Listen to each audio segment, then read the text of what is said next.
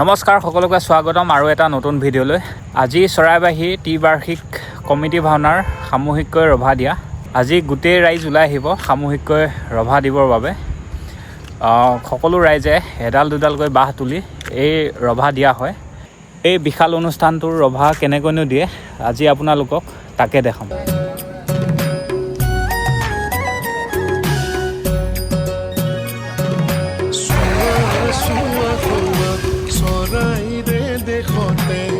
বাজিছে মিলনৰ বাহি এই সমাজতে বাৰে ৰহনেৰে এই সমাজতে বাৰে ৰহনেৰে সমন্বয়ৰ সুৰ উঠে বাজি সময় তাৰে যে সাক্ষী এয়াই আমাৰ চৰাইবাহী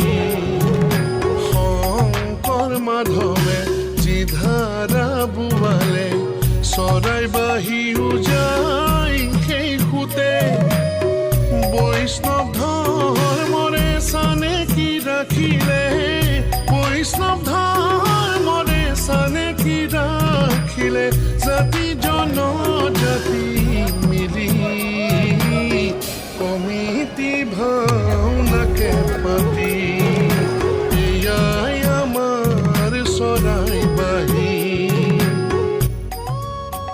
এই ভাগ হ'ল নাথ মন্দিৰ।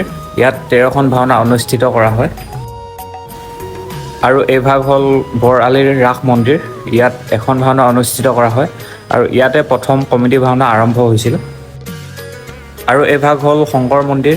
ইয়াত 7 জনগোষ্ঠীৰ 10খন ভাওনা অনুষ্ঠিত কৰা হয়।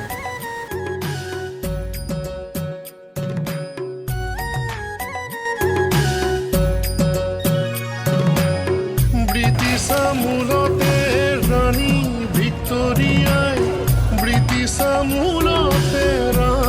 ভিক্টোৰিয়াই দিছিলে আশাৰ বাণী দেশলৈ নামিছিল আশাৰ ফেহুজালি দেশলৈ নামিছিল আশাৰ ফেহুজালি।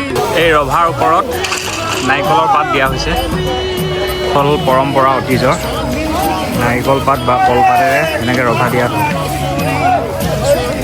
আজিকালি মানে কম হৈ গৈছে, মানে নাৰিকল গছ পাব টান হৈছে, সেইটো কাৰণে মানে এনেকৈ টিৰপাল দিয়া হয়। কমিটি ভাওনাকে পাতি এয়াই আমাৰ চৰাইবাহী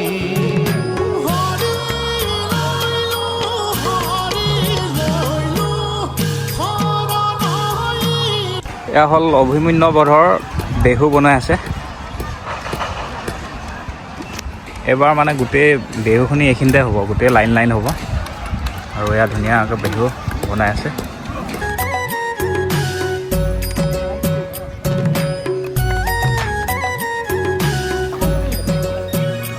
অভিমন্যু বধত মানে বেহুত যুদ্ধ লগা হয়।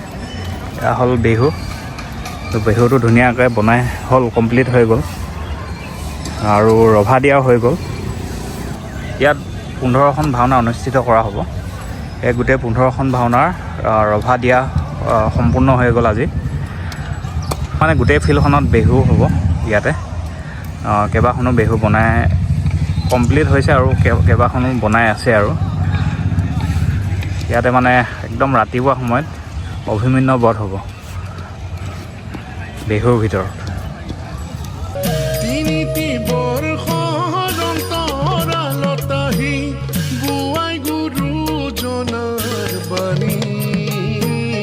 কমিটি ভাওনাকে পাতি